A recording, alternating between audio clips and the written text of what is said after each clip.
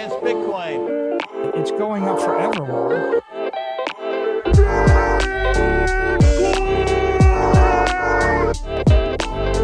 You're against Bitcoin, you're against freedom.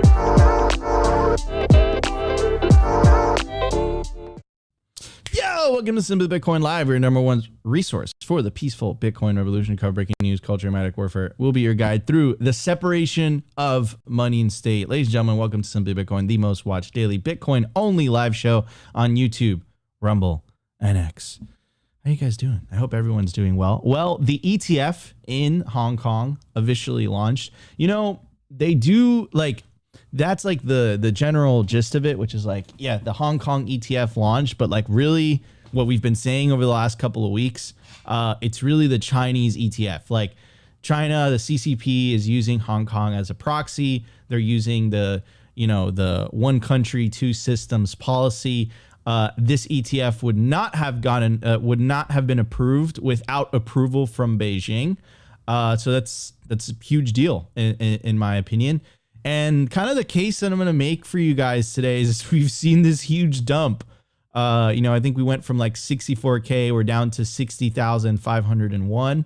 And the case that I'm going to say is like, is the Bitcoin ETF in Hong Kong and, you know, the Chinese ETF being used to apply downward sell pressure on Bitcoin. This isn't the first time the CCP attacked Bitcoin's price. You guys know that I love to bring this up. Part of the reason that I believe we did not hit 100K last cycle was because of the mining ban, which coincidentally happened to happen in the middle of of Bitcoin's last parabola on the way up. They literally banned Bitcoin like right there, right then and there. So, you know, now that we're on the verge of this next cycle, if history repeats itself, of course, you know, is this another kind of attack vector? Because look, fundamentally, I've been educating and teaching people on Bitcoin and trying to evangelize and telling people to just buy Bitcoin for the last 8 years. And you'd be surprised. So many people are just like a stone wall. They just don't care, right? And the biggest convincer, the biggest evangelist for like convincing people is you plant the seed, you say, okay, Bitcoin's the best savings technology the world has ever seen. They don't believe you the first time. But you know what really convinces them? Number go up. Because they remember that time they were told about Bitcoin, but chose to ignore it. And now that it's 10 times higher, they're like, oh, wow, you know, maybe that was a good idea. And then it becomes a humility test in the sense that you got to be okay that, you know, everyone gets the price of Bitcoin at the price they deserve, right?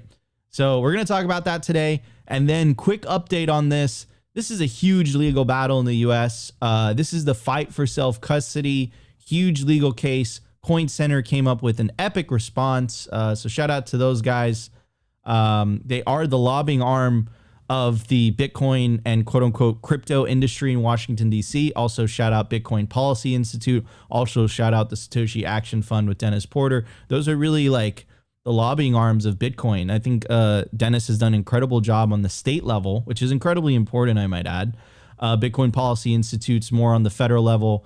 And then Coin Center, the most established, it's been around the longest.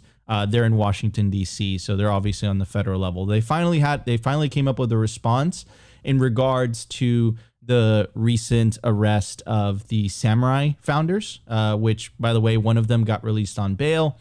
And then also the case against Tornado Cash. The Tornado Cash case is incredibly important because how that case is determined is going to set a precedent towards the ability of government to put pressure or have any type of legal action against open source software in the United States. So it's incredibly important to cover all of that.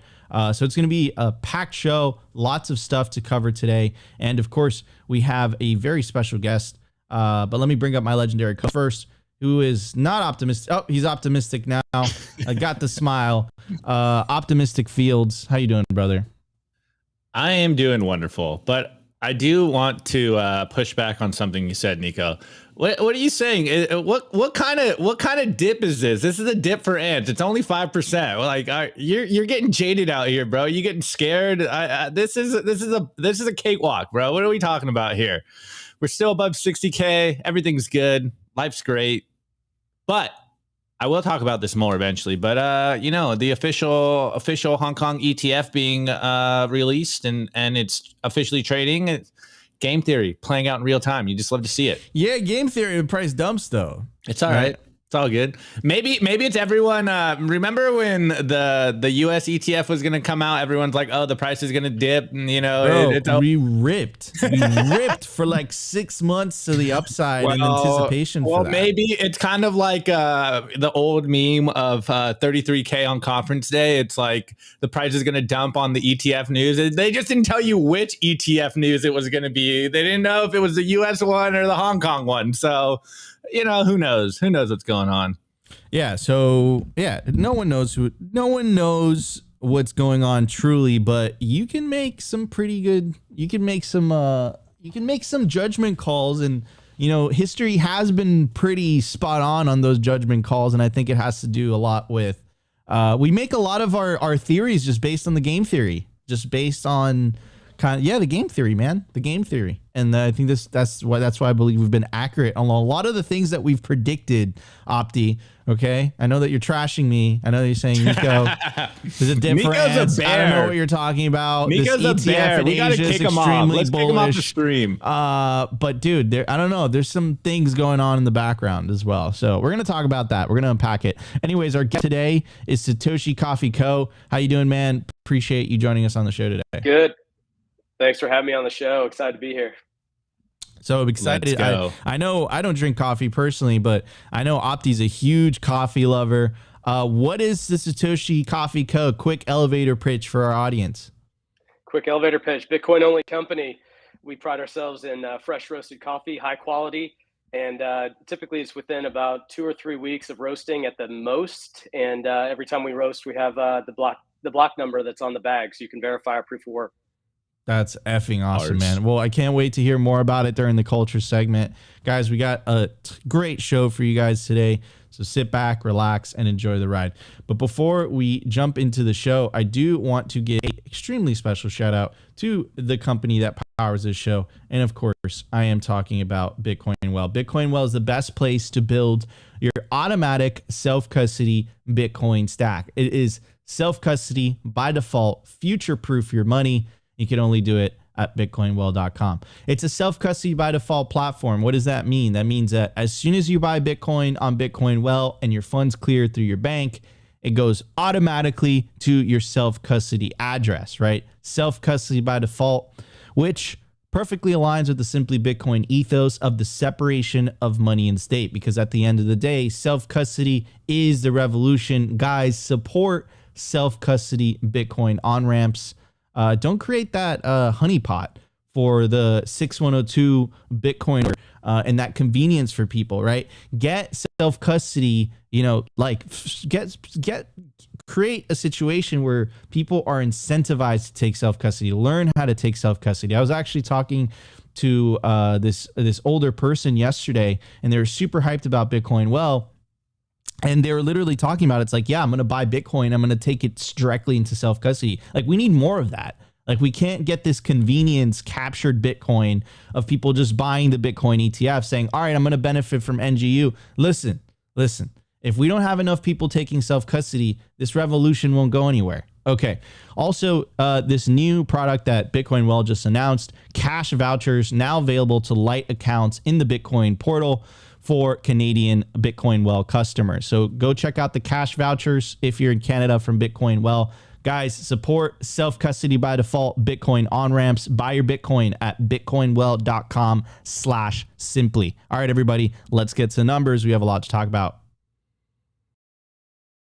The Bitcoin numbers. Is your Bitcoin in cold storage really secure? Is your seed phrase really secure? Stamp Seed's do-it-yourself kit has everything you need to hammer your seed words into commercial-grade titanium plates instead of just writing them on paper. Don't store your generational wealth on paper. Paper is prone to water damage, fire damage. You want to put your generational wealth on one of the strongest metals on planet Earth, titanium. Your words are actually stamped into this metal plate with this hammer and these letter stamps. And once your words are in, they aren't going anywhere. No risk of the plate breaking apart and pieces falling everywhere. Titanium stamped seeds will survive nearly triple the heat produced by a house fire. They're also crush-proof, waterproof, non-corrosive, and time-proof. All things that paper is not, allowing you to hodl your Bitcoin with peace of mind for the long haul. Stamp your seed on Stampseed. All right, guys, do you want to put yourself in a situation where you have to explain to your grandchildren why they're not getting their Bitcoin because for some reason you stored your seed words on paper? No, you don't want to do that. So you want to store your seed words properly. And the way that you do it is by stamping them on effing titanium. That's why you got to get yourself a Stampseed seed phrase storage kit. And you can use promo code Simply. We got your back to get 15% off anything on the Stampseed store. At the time of recording, the Bitcoin price is 60,180.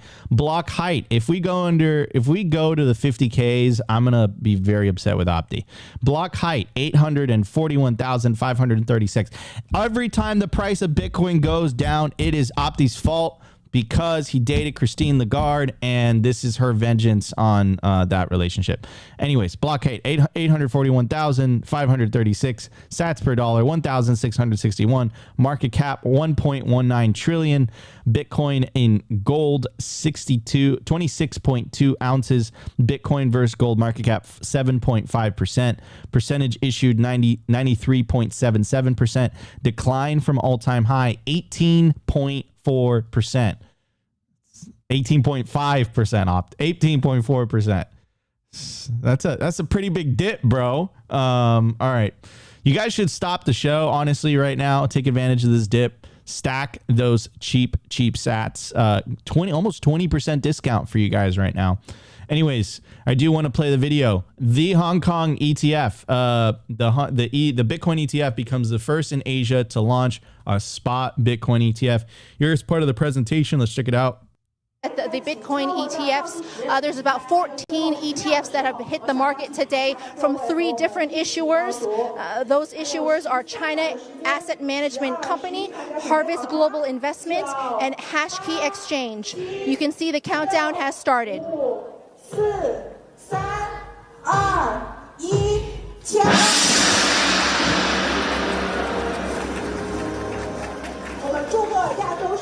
A very big listing ceremony here today, and you can see the hitting of the gongs. We've got 3 of the issuers on stage to mark this momentous occasion as Hong Kong becomes the first in Asia to offer retail investors a chance to trade cryptocurrency ETFs at spot prices. Previously, back in 2022, we had future Bitcoin and Ether ETFs traded in the Hong Kong market since then. So this comes 3 months after the U.S. launched similar ETFs. We've got, of course, 3 issuers here, different to the likes of BlackRock and Fidelity. Dude, they went full out with the gongs. Like that was crazy. Gong was loud, dude. Like I was like, holy shit! Like I that was nuts, bro. That they, like Wall Street uses bells. Apparently in Hong Kong they use gongs, and it's badass. Very cool. Bro, gong/bell. I would go with the gong. Gongs. They really need horns. Opti's exchange would have horns. Okay. Anyways, okay. So I can't iterate this enough. And the reason I can't iterate this enough is because I don't see enough people talking about it. And when I don't see enough people talking about a specific subject, like, for example, we were talking about how they're going to go after self-custody, and Opti's my witness because he has to bear being my co-host every single day that we do the show. And literally, Opti, did we not warn that they were going to go after self-custody for like 6 months? Did we not say that? Like, how many times did we iterate that message over and over again? No one said anything. Then what happened last week, right? Like, it became clear as day that what were they going to do? They're going to go after self-custody. So I'm going to reiterate this because once again, I see the pattern, right? And that pattern is you have to understand Hong Kong, yes, technically it's a separate city state, but it is fundamentally part of China, and it is fundamentally controlled by the CCP. This is the same CCP that is rolling out a social credit system within their country. This is the same CCP that has been the vanguard, has literally been the main proponent of this central bank digital currency system. This is the same CCP that banned Bitcoin and Bitcoin miners within their borders. Same CCP that does this. That CCP has also, right? This is Bloomberg, not Nico's wording. Hong Kong's crypto hub ambitions win quiet backing from Beijing. This is an article that we've referenced many times on Bloomberg. It goes on to say in October, this is referencing last year, by the way, Hong Kong rolled out the red carpet for crypto businesses to help revitalize the embattled financial hub. Signs are now emerging. The push has under the radar backing from Beijing, providing impetus for mainland Chinese firms to return. Representatives from China's liaison office and other officials have been frequent guests at the city's crypto gatherings over the past months, swapping business cards and WeChat details, said people familiar with the matter who asked not to be named, discussing private information. The encounters have been friendly, with officials checking in on developments, asking for reports, and in some cases, making follow-up calls, the people said. So again, I would say that any type of totalitarian government system is by definition an enemy of Bitcoin. I don't think they like Bitcoin, but at the same time, from a competitive standpoint, if they see the United States rolling out an ETF, China would be at a severe disadvantage if they didn't have a captured Bitcoin product themselves, right? So I think that they were forced to roll this out. I don't think that they would have done this on their own. And then it kind of questions like what is kind of like the what is the kind of strategy behind this? We know that in the past there has been a tremendous amount of downward sell pressure on gold by the rehypothecation of gold, selling paper gold, and that puts a tremendous amount of sell pressure on the gold market, right? Not Larry Fink, what am I saying? Lawrence Lepard, right, has made the case how they've captured the gold market. This is like known. People have talked about this, right? We had a Simply Bitcoin IRL with Caitlin Long and Lawrence Lepard, and one of their worries with the rollout of the ETFs was the potential rehypothecation of it. And when you rehypothecate something, you essentially you create the ability to sell a paper version of that, right? That happened with the whole FTX thing, where essentially SBF was selling Bitcoin he didn't have, right? That caused downward sell pressure on the market, but it was all artificial, right? People weren't actually selling that Bitcoin. They were just buying paper Bitcoin, right? So I am hesitant when I see a CCP approved ETF product just because of the history that the CCP has had with Bitcoin so far, right? We know that I always talk about this, and I don't hear enough people talking about this on Bitcoin Twitter and just in Bitcoin circles in general. Bitcoin's had 2 stress tests in its entire existence. Stress test number 1 was the fork, the Bitcoin fork and the Bitcoin Cash fork.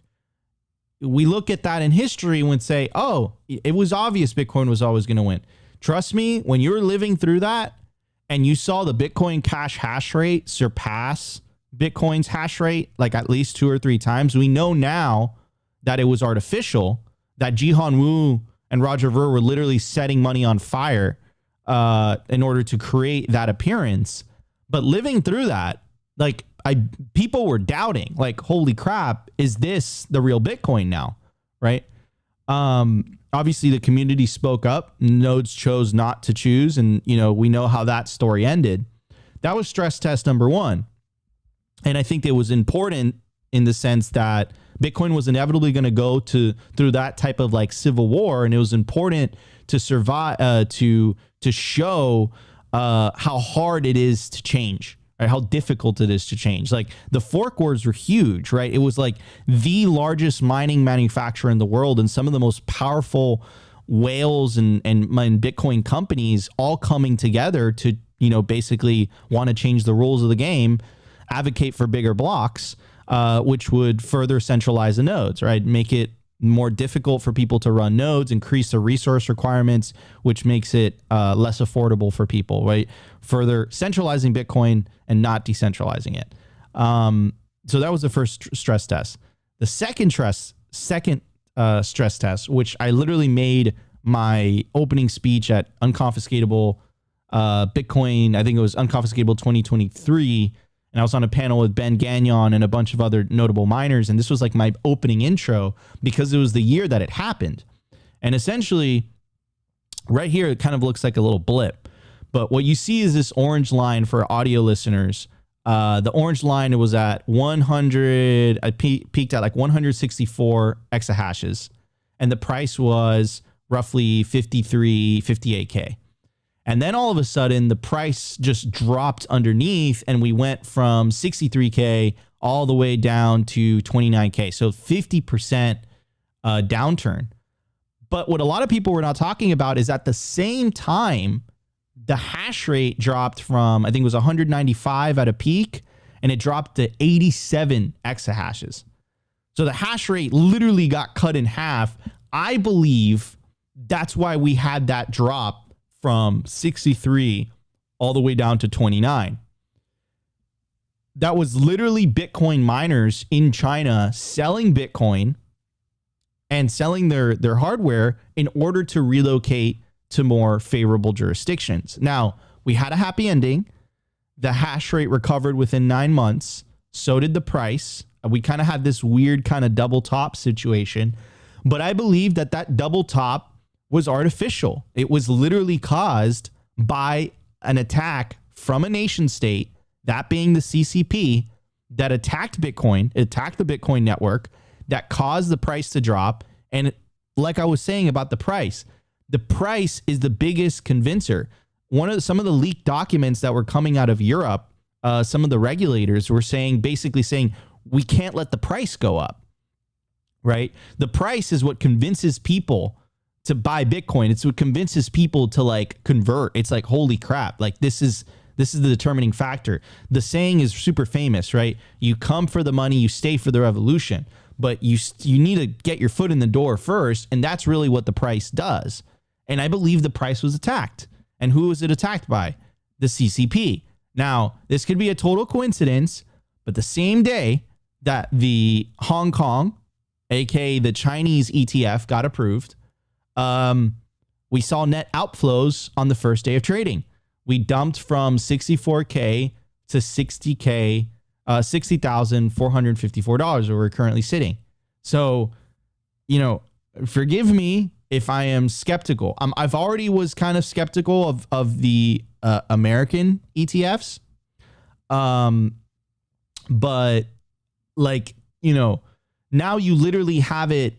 We know the regulatory environment in the US. Like we know that there are elements of the US government that aren't friendly towards Bitcoin. Like we can identify them, right? We have Elizabeth Warren and co. We have part of the legacy corporate media. We have, and again, we're apolitical on Simply Bitcoin. We only left, right, Democrat, Republican. We're party of orange versus party of green. We know for a fact the Biden administration is extremely hostile towards the industry, right? But because it's quote unquote, and I know a lot of Bitcoiners are going to give me shit for this, because it's a democracy, right? There is some type of mechanism in order to take the people in power out of power and elect people that are more pro Bitcoin. And you're starting to see this, right? When you have candidates on both sides, like RFK Jr. and Vivek Ramaswamy and Ron DeSantis, who were literally in second or third place in their respective parties for the presidential candidacy, advocating for protecting the rights of Bitcoiners and being anti-CBDC, ladies and gentlemen, we're making progress. And by 2028, I'm calling it right now, it's going to be unviable for you to be an anti-Bitcoin politician in the United States, right? In my humble opinion, just because of the percentage of the population that is holding Bitcoin and actively benefiting from NGU. Now, in China, however, there is no self-correcting mechanism. It is a totalitarian state. And I don't want to get into a lot of the details, but I'll just put it nicely and say that the CCP doesn't exactly have the cleanest track record of treating their citizens, to put it very nicely. So I am skeptical when I see a CCP-controlled Bitcoin ETF and what that could potentially mean for the Bitcoin price. Now, does this have anything to do with the revolution? Absolutely not. Revolution is a self-custody is the revolution. But, you know, I wouldn't be surprised, dude, if they pulled, a China mining ban attack on the price 2.0, if Bitcoin repeats its history and we start running up, you know, exactly a year from now, usually 12 to 16 months after the halving, usually when the price starts going parabolic, I wouldn't be surprised, dude. Like Opti, I would not be surprised if they use that ETF to put a tremendous amount of sell pressure on Bitcoin and just cut this bull market short. I would not be surprised. Maybe I'm seeing things that are not there, but you know, this isn't exactly, you know, this machine, this bureaucracy, this government doesn't exactly have the best track record for it. My humble opinion. Maybe I'm being paranoid. Maybe I'm seeing things that are not there. But yeah, that's my take. Anyways, Opti, what's your take? Yeah, well, I mean, doubling down on what you said, I'd actually kind of like to see it happen, because then it would just kind of further prove that they do not control Bitcoin. And so it'd be funny for them to play fiat games and just get absolutely wrecked. But I think it's very telling that we got the ETFs approved, especially in the US, and then the attacks on self-custody. And now we're seeing the Hong Kong ETF approved. And so we know that this is what happened with ETFs. We know that once they can issue paper, that's how they manipulate the price. And so I'd love to see them try to manipulate the price, because I really do believe that after a certain point, they're just not going to be able to manipulate the price anymore. Once enough people are holding Bitcoin, once enough people understand Bitcoin and they have their Bitcoin in custody and it's out of these compromise or what do you always say about the ETFs? What do you call it? Captured. The capture, once they try to mess with the quote unquote captured Bitcoin and most people understand what they're holding and why they hold it, then I think that's when the games really begin. And that's when we truly understand the power that is Bitcoin. And so, you know, I'd love to see this happen. Obviously, it'd be bad for the price. It definitely would be some short-term pain. But in the long run, I think it would be a very beneficial I was going to say cage match, a very beneficial cage match in regards to who actually is in control of the Bitcoin price. And we know, you know, the price is definitely right now, it's all edge cases because people are trading the Bitcoin and the traders on the markets are the ones that move the price up and down. But once most people understand what they're holding and they hold it in cold storage, I'm very open to seeing how this actually plays out long term. But again, I think the real signal here is the game theory that's playing out. The fact now that we have two competing, at least quote unquote, competing systems with Bitcoin ETFs, again, I think this is when the games really start to play out because, hey, everyone knows, at least in the US, the big boogeyman is either China or Russia. And now that they have their own Bitcoin ETF and the free market of money can actually get into full force, I think it's going to be very interesting to see what this does with the price. Will there be a concerted effort to suppress the Bitcoin price? Who knows? All it takes is for one nation to be like, yeah, you know what? We're going to just let this rip and you guys can try to manipulate the price, but you're going to get absolutely wrecked. So again, I can't wait to see. I'm going to use the term the Wall Street games play out, but of course, this is a global game being played out and it's happening on the free market of money. So again, I think in short term, it'd be bad for the price. Obviously, depends how you look at it. You know, we do know that the price is what usually makes people FOMO into Bitcoin, but for all of us Bitcoiners, it just means we get some cheap sats for a long time. So that's, hey man, it's win-win. Everything's good for Bitcoin here, Nico. Yeah, 100%. And I do want to give a shout out to the super chat. Will M super chat. Together we will manifest what we want. Team together, everyone achieves more. Absolutely. I mean, like Bitcoin is this like this man. How do you say it? It's like we're all individuals, but we're all working together because we all have aligned incentives. I'm gonna say it like that. Anyways, Satoshi Coffee Co. What's up, dude? What's your take on all this? Are we being paranoid? I love Opti's optimistic take that we don't call him optimistic fields for no reason, right? Saying Optimism is a life hack. Bring it on, CCP, attack the Bitcoin price. I'll stay poor for 5-10 more years. Fine. I want to extend my suffering, but and our suffering. But okay. Very optimistic. Opti's like, bring it on. I'm here to win. What's your take on this, Satoshi Coffee Co.? Well, my take, first of all, they're a big tea country, right? So they don't do coffee. That's my number one take. Number two, I love when the price dips because I have to raise prices for all the plebs. So I hate to do it, but the price has been going up on our website. So it's been dipping for the last 18 months, and finally we're able to raise prices. So build in a bear market. That's what they say. Oh man, to answer your question, I don't think it's much different at the end of the day. You've got people that have their hands, controlling the strings in a financial market. And even though Bitcoin's on chain and you can verify and validate things, there's still ways to manipulate it. We know this. So, we'll see what happens. I think at the end of the day, everybody has to zoom out again. When the price is down, you stack more stats. The price is up, your stack's worth more. That's just volatility 101. And I think anybody that's been in Bitcoin longer than 2 or 3 or 4 years knows that, appreciates it, and it is what it is. Yeah, absolutely. 100%. Yeah, and I agree. And I think as it becomes a larger asset, like not expecting that manipulation, even from nation states, it's naive. If Bitcoin can't survive this, like I think Opti was referring to, then it isn't the thing that we think it is. But, I think it will. It always does, right? Bitcoin's the honey badger. Honey badger does not care. It might get beaten down a little bit, might get set back, but you're not going to make it go away. I 100% agree. Anyways, also I want to give a shout out to anyone watching. We got another super note that's just yellow. Why am I seeing different things? Oh, because on Restream it's blue. Anyways, I do want to give a shout out to everyone watching us on YouTube. If you're enjoying the show, make sure to smash that like button. We're almost at 100. No, we just hit 100 likes. And shout out to our Rumble audience as well. Thank you for Rumble for verifying us. We're officially streaming from the Simply Space Bitcoin channel.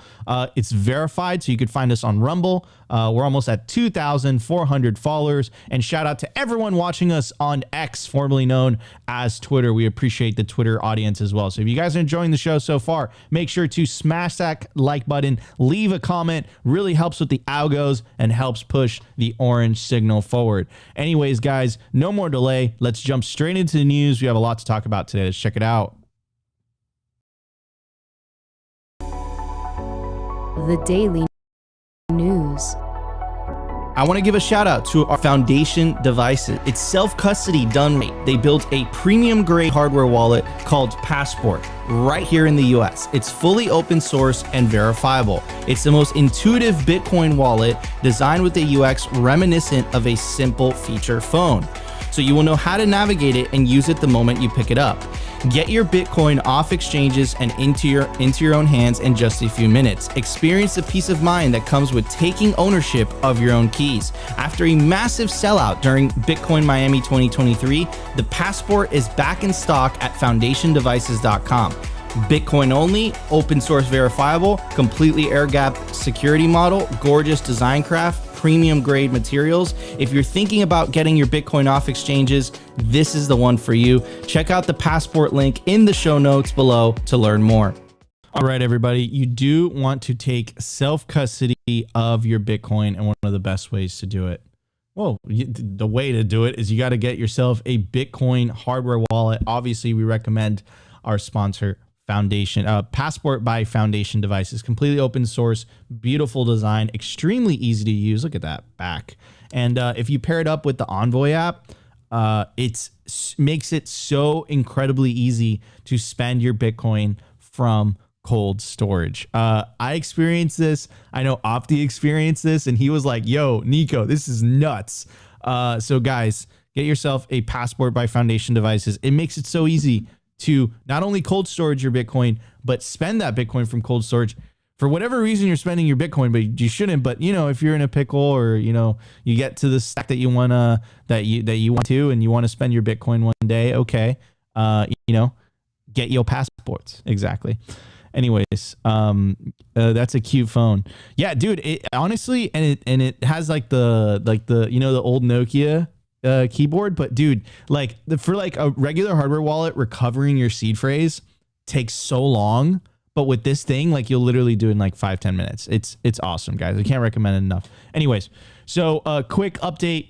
Samurai Wallet co-founder Kian Rodriguez pleads not guilty, and he was released on a $1 million bond. Now, no legal expert, and I'm not going to pretend I am, but usually when the crime is so severe, they don't release people on bond.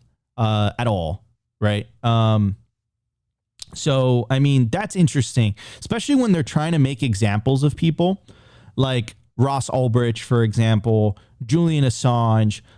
When it's that level of lawfare from the government, they don't release you on bond, period.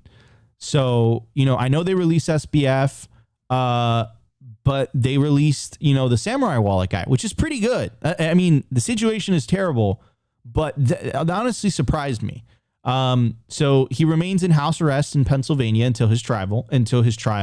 CoinDesk reports. Here are some quick facts about it, and then we'll connect the dots with the Coin Center report, which is incredibly important as well. So Samurai Wallet co-founder Kian Rodriguez pleaded not guilty to 2 criminal charges tied to creating and marketing the privacy-focused Bitcoin wallet and CoinJoin tools in a Manhattan courtroom on Monday. Rodriguez was initially arrested at approximately 6 a.m. at his home in Harmony, Pennsylvania on April 24th. A Pennsylvania judge subsequently released him on a $25,000 bond and ordered him to appear before a magistrate judge in the Southern District of New York on Monday morning.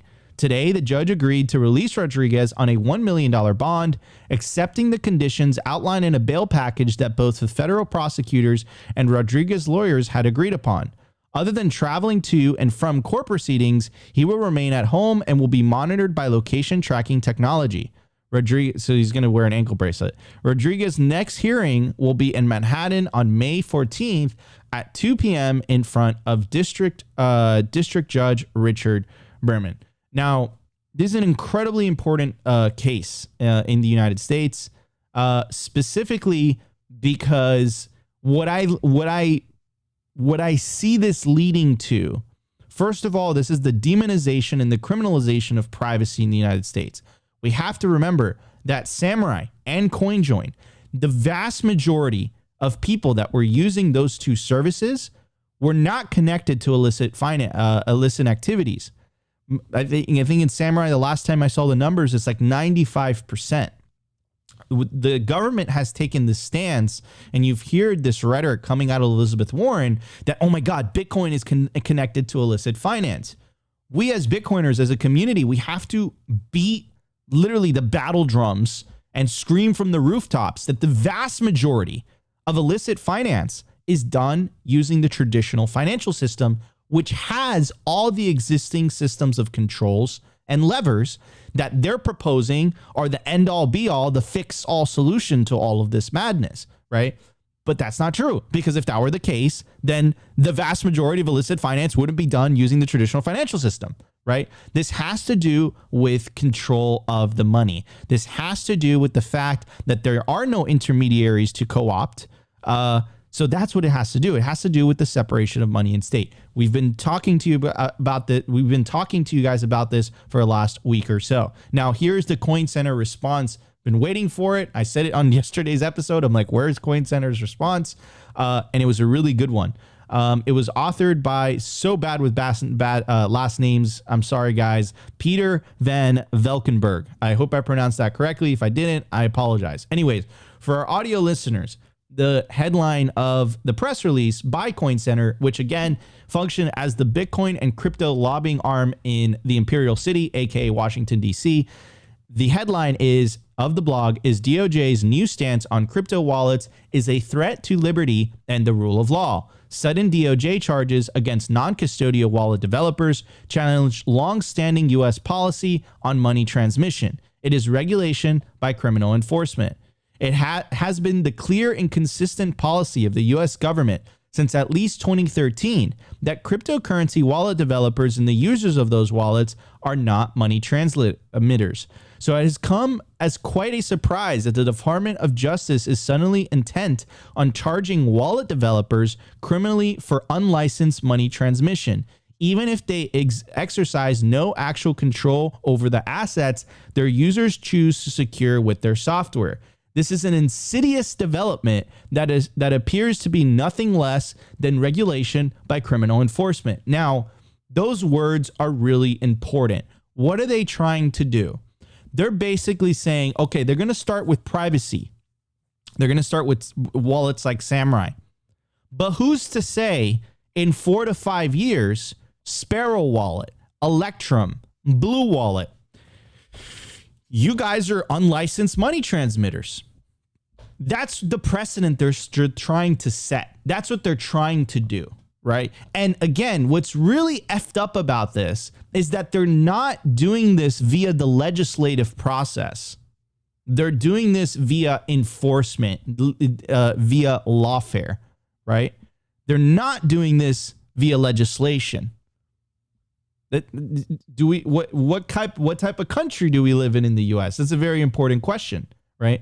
Anyways, federal prosecutors have put forward this unprecedented interpretation of money transmission law into 2 recent cases. The April 26th unsealed Samurai Wallet indictment and the DOJ's opposition to Romaine Storm's motion to dismiss and suppress evidence in the Tornado Cash case, which was published the same day. Is that a coincidence? No, it was not a coincidence. We told you guys when Tornado Cash was happening, what that was going to lead to. And of course, they set the precedent with Tornado Cash. Coin Center lost a lawsuit. Less than a year later, they charged the Samurai guys and locked them in a box.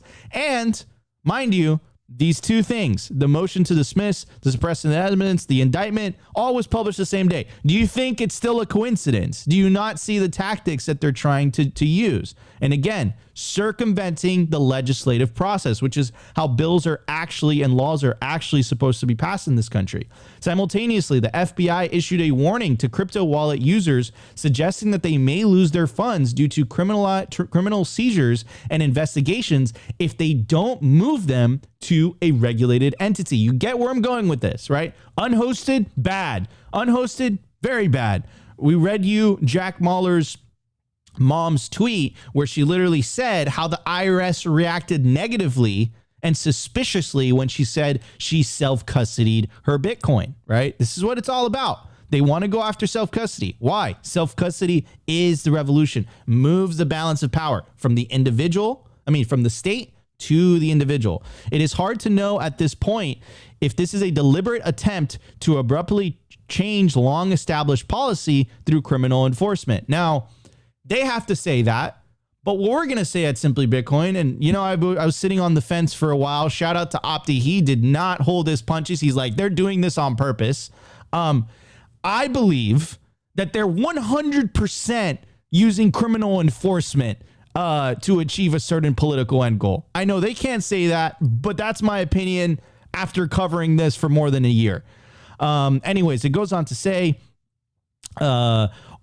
if this is a significant disconnect between the Department of Justice and FinCEN, either way, this is a disaster for the rule of law, due process rights for the accused, and our fundamental freedoms of speech and privacy. Here's a brief review of existing money transmission policy, a detailed summary of the recent events, and some preliminary thoughts and how we fight back. So obviously, for the sake of time, we don't have time to go through the entire thing. But I hope we laid it out for you guys. We're going to put this in the live chat and also in the video description if you guys want to take a look at this entire presentation from Coin Center. I highly recommend that you do.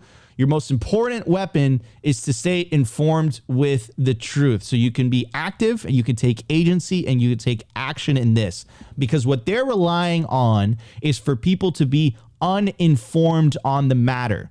Because if they really had the popular support of the people, they wouldn't be using lawfare. They wouldn't be using criminal enforcement. They would be trying to pass legislation, but they can't do that. So what are they using? They're going directly to the DOJ, Biden administration, executive action, trying to make examples of people, setting a precedent in law. So therefore, they can escalate from there. What they're doing is a slow creep. I was on the fence when they first started doing this. I was like, no way. They're just not informed on the matter. And Opti just ripped his shirt and he's like, no, they're going after us. I don't trust them. And he was 100% fucking right on the issue. And I'm at that point where like, this isn't just uninformed decisions. Like the Biden administration releasing multiple reports, attacking Bitcoin, advocating for central bank digital currencies, the 30% mining tax, the bill that is currently in Congress has 20 senators signed up, most of them Democrats, some Republicans, that would be a de facto ban on Bitcoin mining within the country. And again, they don't have any justifications for any of this, right? Like, why are Bitcoin miners taxed 30% and the rest of the industry, anyone else like a toaster or a video game, how come they don't have a 30% tax? Well, because they don't enable the separation of money and state. And then shout out to the Bitcoin senator, Cynthia Lummis. Exactly. Hashtag leave my toasters alone. Shout out to the Bitcoin senator, Cynthia Lummis, where at the Bitcoin Policy Institute, she said it herself. She's like, there are people in Washington, D.C. that cannot comprehend a world where they don't have control of the money. That's what it fundamentally comes down to, right? So all these laws, all the things that they're doing, you have to boil it down to that foundation. Don't pay attention to the bells and whistles that they're trying. It's like, oh, this is about money laundering. This is about criminal enforcement. It's like, okay, so the banks get fines and we get locked in a box, right? Like it's like rules for thee, but not for me, right? They're operating by a whole different set of rules than they expect the rest of the populace to operate under. So again, I think that plays to our advantage here. We just have to highlight it and we just have to inform the masses on it, because if enough people are informed on this, if enough people are aware of what's going on, then they can't just shove this down people's throats. They'd be like, wait a second, what's going on here? And make no mistake, guys, they're on a clock. They are running out of time, right? Because as more and more people adopt Bitcoin in the United States, their ability to pass anti-Bitcoin legislation is going to be diminished. So a great example of this is the gun lobby in the United States. Try passing a gun law, right? Even though there's a huge portion of the population that's like super anti-gun, you cannot pass a gun law. It's like impossible. Right? It's very, very difficult to do, and specifically for an extended period of time. You can't do it. It's impossible. Why? Because a significant portion of the population owns guns. Now, marijuana industry, same thing. Illegal on a federal level, but because a significant portion of the population, not making an opinion here, likes marijuana, in some states, it's become decriminalized and it's legal to run certain types of marijuana businesses, even though on the federal level, it remains illegal, right? So again, we win by, and actually Corey Clipson of Swan wrote a piece about this, the race to avoid the war. We need an intransigent minority of people in the United States, 10, 5, 15% of the population, where they are unmovable on this certain issue. They don't bend. They're like, listen, it's Bitcoin or slavery. Stop fucking around with my money. I want to hold unconfiscatable wealth of which you can't debase, and that doesn't make me a criminal. Opti? Yeah, well, I mean, I totally agree with that last part. I want to circle back a little bit. You know, Nico was saying that I was ahead of the curve here, guys, but I just moved from first principles. I just don't trust politicians fundamentally, so it just makes life easier. I'm just so left side of the bell curve that I transcend the bell curve and I end up on the right side. So just move from first principles makes life so much easier. Anyways, going back a little bit to the Samurai news, you know, shouts out to I think it was Keon Rodriguez who got his bail. That's awesome. Hopefully, I'm forgetting the other guy's name. I think his last name is Burrows. Hopefully, he's also able to get on bail. And I really hope that this Samurai case gets taken up at the highest levels and they win to prove not only that Bitcoin is speech, but that privacy is a right. And just actually have, you know, set and precedent that they can't come after Bitcoin businesses and privacy at large. I think that would be a huge win for the Bitcoin space. Obviously, we're still in the very beginning of this, and we'll be covering this through until it's over, basically, which could be a long time. So hopefully this all ends up good for them, because from what I've looked at and from what I've saw, it seems like they have a flimsy case. But of course, they make the laws and they bought the prosecutors, and so they can probably get away with all kinds of crazy stuff. And on the Coin Center article, though I do love Coin Center's response, again, I said it yesterday, I'm becoming way black-pilled in regards to all of the Bitcoin lobbying stuff and all the various groups. I'm kind of leaning towards that they have very minimal effect, if at all. And though I do understand that lobbying, I know, Nico, I'm going hard. I know I went hard. I know. But again, I'm just getting very black pilled here, because I've seen all the money that they've gotten. I've seen all of the conversations they've had, and it doesn't seem like it's doing anything. And I'm only going to say that because I think the only thing that actually effectuates change is by the developers shipping code. The only thing that cannot be stopped is the unstoppable code and making sure that the products get shipped into people's hands. Like, that is what will force their hand, is when they cannot actually stop this stuff. And so until we get to that point, until there is unstoppable code, you know, Bitcoin's an unstoppable network and they can do whatever they want to try to stop Bitcoin, but we know it's not going to happen. And so until these tools are shipped to millions and billions of people's hands and they realize that they have no actual power here, then they're going to continue to try to encroach on our liberties, our freedom, our money. And until then, I just don't think that a piece of paper is going to stop this. So I hope the best. And I'm not against the lobbying. I understand how our government works. You know, all the politicians are bought and paid for by the lobbyists. So I totally understand the economic incentives here. But until the code gets shipped and there is a huge user base of people using Bitcoin, I think right now we're just too small of an industry. There's just not enough Bitcoin holders out there. And until there's millions, tens of millions, hundreds of millions, billions of people holding Bitcoin, then they will truly understand that they have no power here. So, you know, I'm just kind of on the fence right now, Nico, that I just think complying for favor is a losing battle. And until enough people are holding Bitcoin, then we're in for a battle, is I think where I'm saying. Yeah, I'm going to take a counterpoint on that and just say that, you know, I'm a huge fan of David Zell and the Bitcoin Policy Institute. I'm not saying anything against the people doing it. I'm just saying until enough people hold Bitcoin, I just don't think the pieces of paper are going to do anything. The politicians don't care about the citizens out there. They're literally bought and paid for. They'll do whatever they can get away with. And I just don't think the paper is going to stop them, Nico. But hey, I'm the contrarian here. We'll see who's right in the future. You were right about that initial judgment on whether left side of the bell curve. Ofty may be right again. Right about you didn't give these people the benefit of the doubt whatsoever. But yeah, I mean, look, like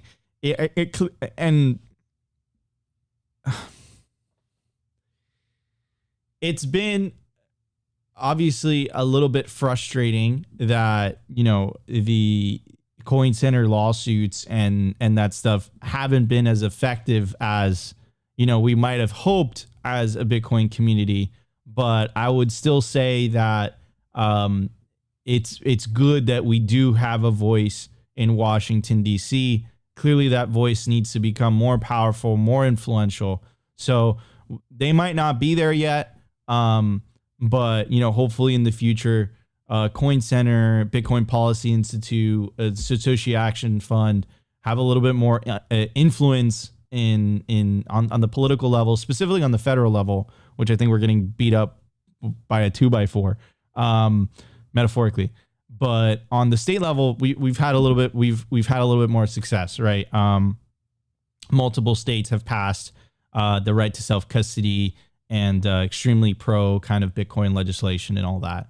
So yeah, I mean, but it definitely has been frustrating, Opti, to kind of echo your point for sure. And yeah, like it is frustrating, right? Because like they raise a lot of money, and then these types of things happen. But at the same time, it's kind of like the administrative state, bro. Like they just don't give a flying fuck. They don't care. They're like, look, like we want to retain the power over money. Like that's it. Like, go pound sand. We don't care if you have a lobbying group. But again, like I'm glad that they're there, and I'm glad that they are putting up a fight, and I'm glad that we at least have some people on our side in the swamp, so to speak. Anyways, Satoshi Coffee Co. want to get your opinion on this. What's your take, brother? Oh, I'm a privacy is the right guy, so it's super frustrating. I don't know what we want to do. I mean, at the end of the day, I think we've got to engage the government. Unfortunately, it's one of those situations where I agree. I think the more Bitcoiners we have, and the more Bitcoiners that come for the price but stay for the revolution is key. So we can't have people that have lettuce hands and the price drops to 60K and all of a sudden they're out, and then they're spinning up some other crap coin. So that's my take. Numbers have power. So the more Bitcoiners we have, the better that is. And I think especially if we have people that are using the Bitcoin and actually using it what it was for. It was a peer-to-peer network, right? So without a trusted intermediary. And I think that's what I would like to see. The buy and hold is great, but I think getting people living on more of a Bitcoin standard would definitely help a lot of situations, because you're going to have more businesses come on. You're going to have a velocity of Bitcoin that increases. And that's the sign of a healthy economy, whether it's fiat or Bitcoin or what have you. 100%. I also want to really highlight this this comment from Loco. Says the situation is why the Texas Blockchain Council was created, to have informed politicians dictating and fighting for proper policy. So yeah, I might not completely be on Opti's side, where he's just like completely jaded, F the system, burn it down. Andreas Antonopoulos yesterday's video is like, you know what? The millennials, they don't effing care because they got effed and they're just not part of the system. So you know what? We're just going to earn in Bitcoin, and you guys could shove it, right? Maybe I'm a little bit naive, but I still believe that traditional kind of lobbying has some type of positive effects, at least on the state level. You can't deny. Maybe on the federal level, it hasn't been as effective because I think they have the most to lose. But on the state level, they've been tremendously successful, all the lobbying efforts. Like, you can't deny that, Opti. Yeah, right? no, I'd agree. Like on the Dennis Porter's done a great job with the Satoshi Action Fund. And then in Texas, right? Texans become like a mecca for Bitcoin mining. But on the federal level, yeah, bro, like, holy cow, we're definitely not exactly winning that fight, so to speak. So yeah, but that's not to say that that's not going to change in the future, but that's been the case so far. Hey, well, that's why America's still great, because of states' powers. So let's hope that some states really take a stance here. I think they will. I think I'm telling you, I think the playbook has been made by the marijuana industry, where you have an entire industry that is illegal on the federal level that is thriving in multiple US states, right? So, Bitcoin has that level of like grassrootsness where, like, dude, like, if a percentage of the population is using Bitcoin, I mean, you see this in China. China's a great example of this, right? It's totally legal in China, but there's still a tremendous amount of volume that comes out of China, and there's still a tremendous amount of hash rate that is coming out of China, right? So You can't ban Bitcoin. You can only ban yourself from Bitcoin. Wait, Nico, before we move on, though, I'm just going to double down. I want this to happen as fast as possible. So come after Bitcoin. Let's accelerate. Let's get the final battle done. And then let's just out-hodl them. Okay, I'm done. But we do have a super chat, Nico. All right. Oh, thank you for the super chat, Jong. I appreciate it. $20. Thanks to the Simply Bitcoin team. Well, thank you, man. Appreciate it. We really, really, really appreciate you. Anyways, I do want to give a very special shout out to our sponsor, of course, the Orange Pill app. Stack friends who stack sats, find local Bitcoiners, events, and merchants. The Orange Pill app is the Bitcoin social layer. Join the 10,137 Bitcoiners who are currently on the app. It's a great resource to find Bitcoiners near you. It has this really cool geographical feature. So if you're in a new city or you don't know any Bitcoiners around you, you can pull up the Orange Pill app and it'll tell you geographically the Bitcoiners that are around you. It's also the #1 resource for creating Bitcoin only events. And also Simply Bitcoin has its own group chat in the Orange Pill app, which you can join. It's a great way to interact with Opti and I. So again, if you don't know Bitcoiners around you and you want to know Bitcoiners around you, download the Orange Pill app today, scan the QR code, or check the link in the video description. All right, everybody, let's hit the culture. The Daily Culture.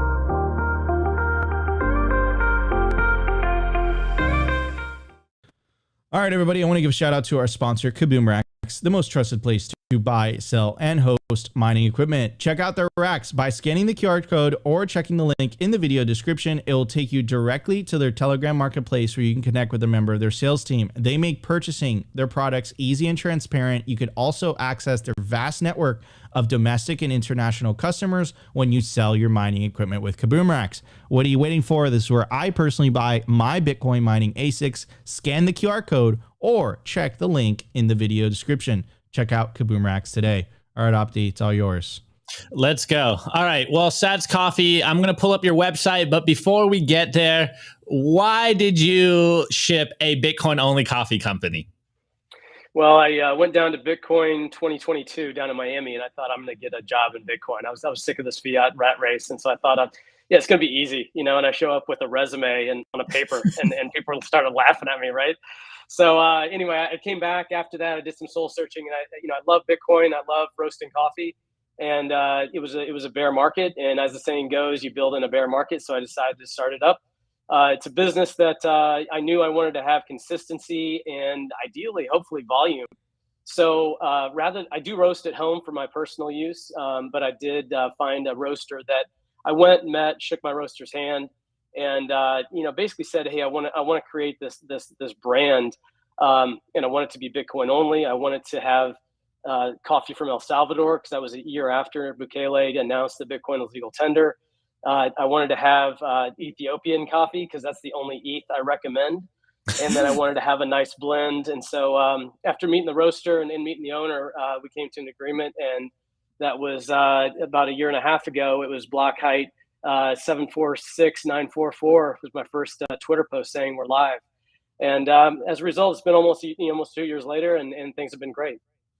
Love it, man. Love it. I do want to hit on something you touched on before the show, and you said fiat coffee. Can you explain what that means to the people out there? Absolutely. If you think about fiat in general, that means by decree, right? So that's what I feel like a lot of the coffee that's on the grocery store shelves and the coffee that people drink is out there. The comment right there, the Arabica beans, they're where we buy our coffee. It's the best beans that you can buy. It's the best roaster I could find. And everything that you see on the shelf, for an example, Starbucks, their policy on shelf life is 34 weeks. And so that means that basically for 8 months, they can keep their coffees on the shelf within their quality systems. That's ridiculous. Ours rarely goes past 2 weeks of being roasted. And especially when you grind coffee, you start to lose a lot of the flavors immediately. So I always recommend if you don't have a good grinder to grind, and if not, just buy from a fresh roaster and try to get it as close to roasting as possible. So, love it. Okay, so to be completely clear to the whole audience, you are Bitcoin only. What's the process of them buying coffee from you? The process is to kind of figure out what they want to purchase. Like I said, we've got El Salvador, Ethiopia, and then a blend. And then it's a matter of just figuring out, which type you like. Our El Salvador is a Sanpacho single source. It's shade grown, about 925 meters above sea level, and so it's going to give you some sweetness. You get a little bit of floral, little spices, and so on. And because it's from El Salvador, a lot of people really like that. Our Ethiopia is a goji berry, which is a little different than people are used to with Ethiopian coffee. A lot of times they get that blueberry or different berry type strawberry flavors. We do get that, but we also get a little bit of dark chocolate in that one. That's an Ethiopian heirloom coffee, and it's about between 1,500 and 1,800 meters above sea level. And then our Mocha Java blend is the Ethiopian goji berry and an organic Bali blue. And a lot of people like that. That's actually what we ship out with. We have a partnership with Crowd Health.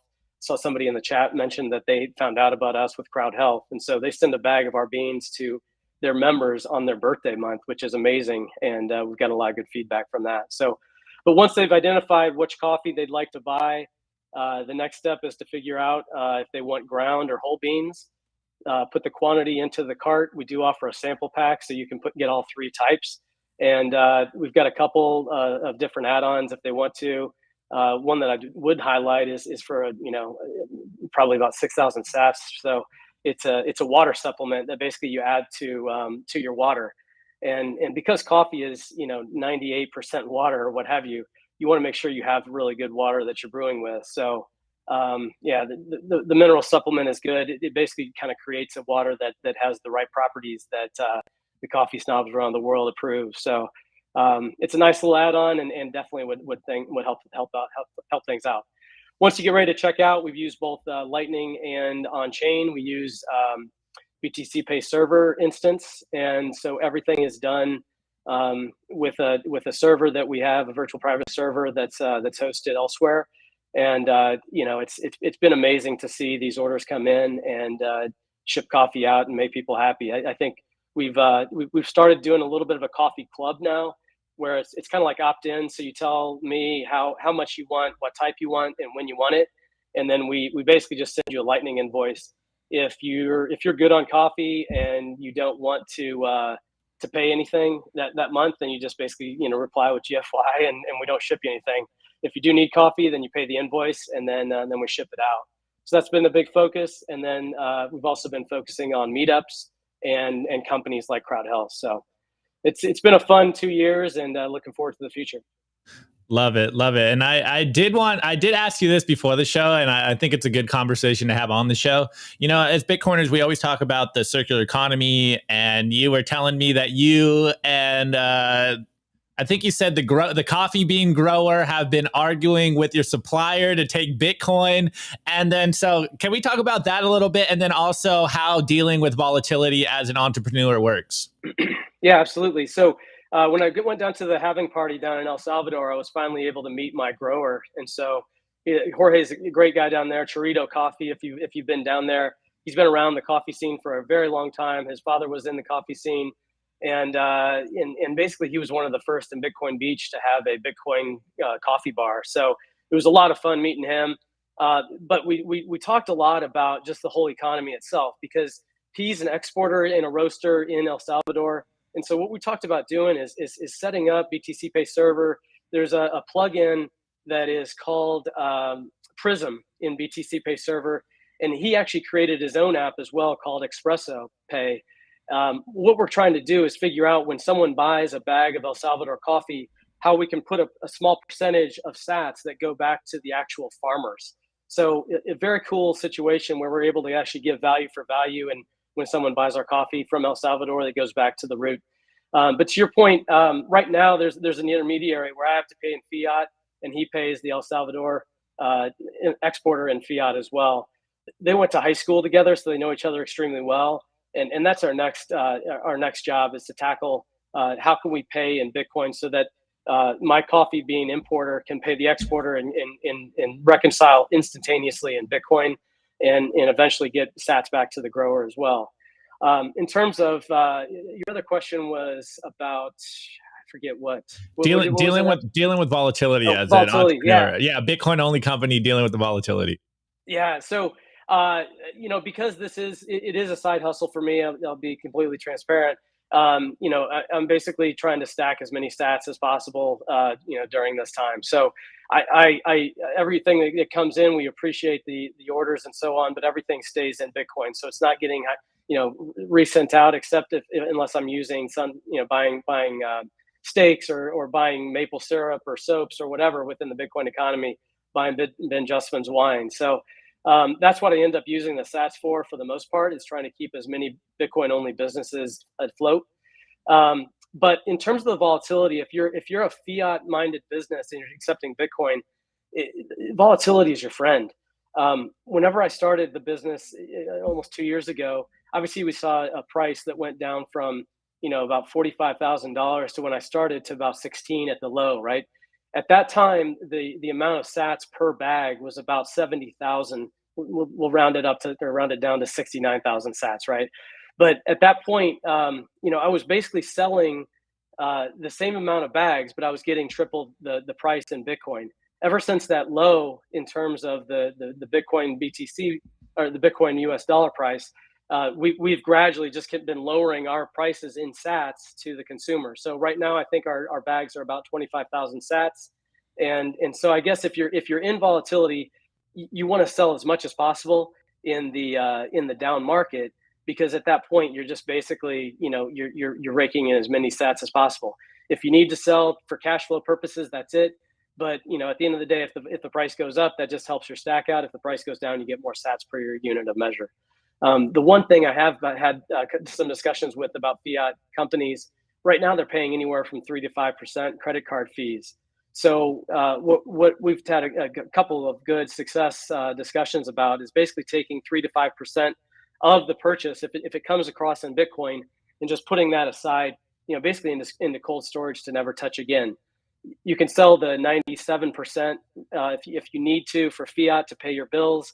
But at the end of the day, I say if Bitcoin goes to zero, you're not out any money.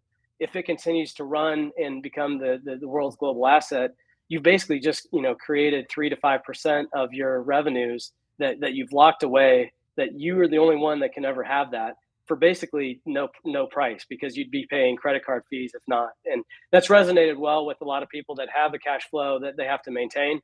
But anyway, that's volatility, in my opinion, is a good thing. You just have to figure out how to manage it based on your own cash flow.